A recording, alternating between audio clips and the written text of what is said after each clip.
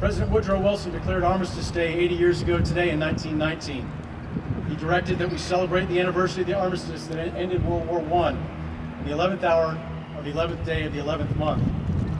In the years since, President Wilson dedicated the 11th of November as a National Day of Remembrance. The name of the holiday and the scope of our observance has changed. Veterans Day may have started as a day set aside to remember the dead from one war, which was so horrific that the world hoped never to repeat it. But today, Veterans Day is one where America honors all veterans from all wars and those who served in times of peace. This Veterans Day, as for the past 8 years, our nation is at war.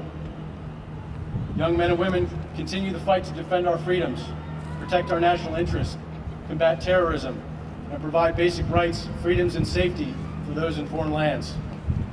We are here today to honor and celebrate those veterans whose accomplishments are recorded in the annals of history and recognize our current warriors who add to our nation's rich history of military service every day.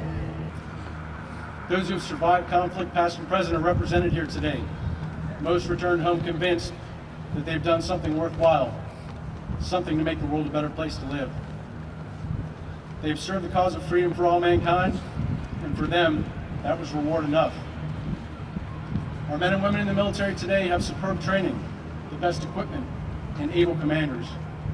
On a less obvious level, they have yet another great advantage. They have the example of the American veterans who have gone before them. At this point, I was hoping to have all the veterans stand up, but since we've got a lot of folks who are standing, if I could just have any veteran of the armed forces either stand or just raise your hand to identify yourself. And ladies and gentlemen, please join me in a round of applause for these veterans.